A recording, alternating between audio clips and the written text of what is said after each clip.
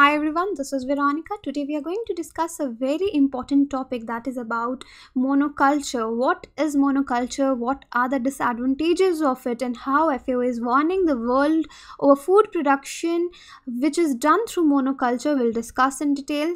For my video updates, you can follow me on Instagram and Facebook. This is a channel StudyIQ. If you're preparing for any government exam, our pen drive and tablet courses are also available. For additional information, you can call on these numbers or you can visit our website also. This video, the explanation of this video is available in Hindi also. Now see what is the relevance of this topic from your exam point of view. If we talk from UPSC perspective, in your mains paper 3, this will be covered under these topics. And from objective level, FAO report. So what is this report? You should know about it on monoculture. And at subjective level, what is monoculture and what are the pros and cons of monoculture, you should be aware. So now we'll discuss about the study only. Why it is in news? It is in news because recently FAO, that is your Food and Agriculture Organization, they have flagged the growing practice of monoculture, cultivation of single crop at a given area in food production around the world. So this is the definition of monoculture: cultivation of single crop at a given area in food production around the world. So now we'll study about this report. What is the FAO report on it? See, FAO has published its latest report, and the report is the state of the world's biodiversity for food and agriculture.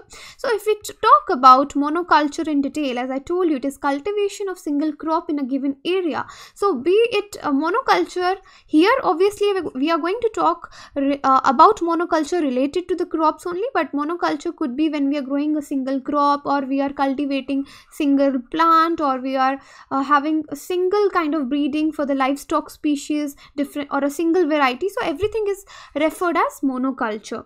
So there are definitely many disadvantages of monocultures also. We'll discuss that. See, of more than, so what is there in this report, that of more than 6,000 plant species which are cultivated for the food production, fewer than even 200 contribute significantly to the food production globally, regionally or nationally, according to the FAO report. So that means only 9 plant species account for almost 2/3 of total crop production. So these are using large quantities of external inputs of pesticides and mineral fertilizers and fossil fuels. So that is what is said by this report. So now there are various factors, various drivers of change which affect the biodiversity of food and agricultural, which include population growth and urbanization, over exploitation and over harvesting. See, why here we are considering population growth? Because people, they move from the rural areas to the cities, so their food habits also change, demand also change. Then over exploitation and harvesting, people use lot of fertilizer, they over exploit the crops, the land, the landscapes, and for the early harvest. Then changes in the land and water, so availability of water is an important factor. Pests and diseases and invasive alien species. Then climatic change, pollution and external inputs, natural disasters, market trade, private, so demand and supply also, market also decides. So these are the drivers which affect the production of the food and agricultural in this global market. Now see, what are the various factors here that we need to discuss. So the first factor here is that people majorly, they move towards the cities. So the first factor contributor majorly towards monoculture, as people move to the cities, they tend to depend more on purchased food items, citing the example of many such Western countries. So they often also tend to lose ties with the rural areas and rural foods, and increasingly opt for processed foods rather than the fresh foods, because in rural areas people usually have fresh foods, but these people depend, the people moving, migrating towards the city, they start depending upon the packaged food. So this pressures the producers. So ultimately farmers are the producers, so this demand will affect the producers to continuously grow or keep only a limited range of species, breeds or variety of crops, livestock, trees, fish, etc. So they will grow limited variety variety of plants, crops or anything, because demand is on particular things only. So individual holdings as well as wider productive landscapes, they become more homogeneous in their production, they become more homogeneous in terms of their genetics and even about their physical structure. That is what is stated in this report. Now see, there is a strange impact of monocropping all around the world that we are going to discuss in our next slide.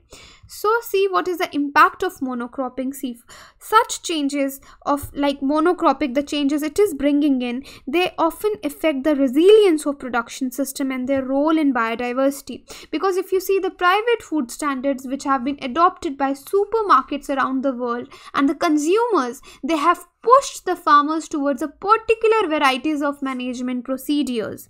So international markets particularly, they are very restrictive for market entry, effectively debar the entry into the market of minor crops from developing countries. So the farmers of developing countries, they are not willing to grow the minor crops anymore because there is no market, international market demand. So the emphasis on meat-based diets and the use of narrow range of major cereals. So people are just growing maize, wheat and rice. So this is what the monoculture, how it is impacting the lives of the people and the farmers. So this report predicts that the demand for standardized foods can reduce the diversity of crops and animals as well. But you know what? Diversity is always better. How? Because even if single variety is widely grown, pest disease to which it lacks resistance can lead to dramatic fall in the production. So diversifying crop cultivation on the other hand reduces the risks of the economic shocks. See how diseases such monoculture crops are more susceptible to the diseases, because the pests, they know this is the crop they are growing every year, so it evolves itself against the pesticides also. And integrating, because now what is the solution here? Crop rotation is the solution here. How? Because when we integrate intercrops, integrating these intercrops, hedge grows or cover crops, particularly legumes, into a system, it can reduce drought stress by helping to conserve water in the soil profile, and it helps to replenish depleted soil fertility. Now also, when we talk about the crop diversification, which includes rotation and intercropping and the use of diverse forage plants in pasture lands, it can reduce pest damage also, and ultimately diseases will be reduced. So this growing exploitation of land and water resources was eating into integrated aquaculture, so which in turn was pushing farmers towards monoculture. So ultimately, if we are doing crop rotating and these kinds of things, there will be lesser diseases, lesser economic shocks, soil will be more fertile, and there will be no weeds, because with the major crops people grow these kind of legumes which do not which stop the weeds to grow. Now, what is the R of the need? Then the need of the R is new supply systems and improved public-private partnerships. Now, see, we have to take a lesson from the history also, from the monoculture.